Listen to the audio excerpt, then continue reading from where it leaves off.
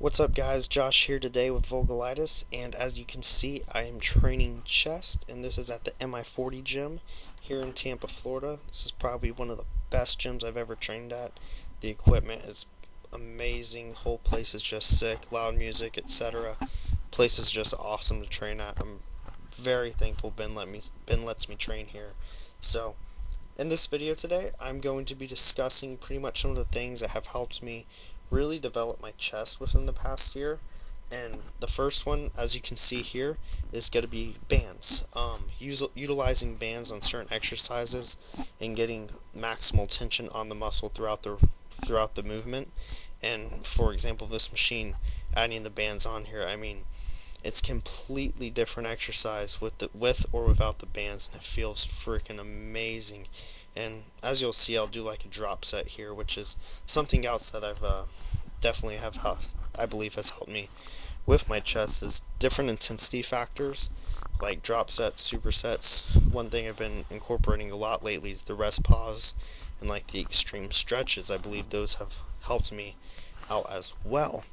But also, one of the main things is learning to control the weight in a more effective manner rather than just lowering it, lifting it, lowering it, lifting it, trying to just lift the most amount of weight as possible. I rather still lift heavy because, I mean, volume is a major force in hypertrophy, or a major factor in hypertrophy, but at the same time, I want to make sure I am working my chest rather than my delts or triceps.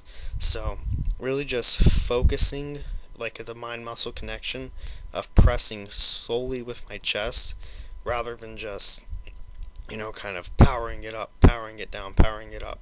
So, as you can see here, I'm controlling it down, really keeping a lot of tension on the chest, but still maintaining a heavy weight to keep the volume high.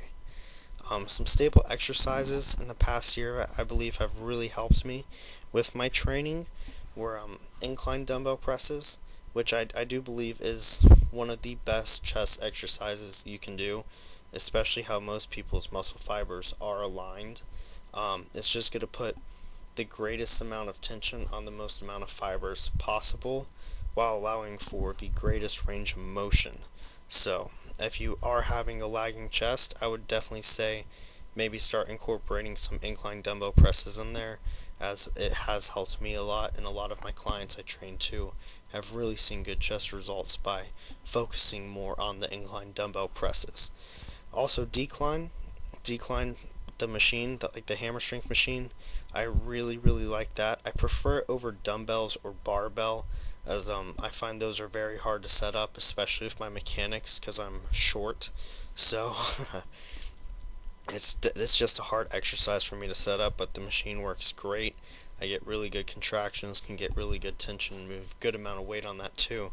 So that's one thing. And one exercise that I've did for a while that I really enjoyed, and I thoroughly believe that it did help put a lot of size on me and strength too, were banded flat dumbbell presses. I mean, I kept everything else the same except started adding bands for resistance to my dumbbell press, and I did see significant growth pretty quickly by doing so. So that could be taken pretty bro, but oh well. I fully believe that 100% that those definitely did help me. That those helped me out quite a bit with my training. Also, just frequency is another thing. I started hitting chest twice a week instead of once a week. That was a big factor in my training the past year. Hitting different angles, using multiple rep ranges, all that stuff really took into account as well.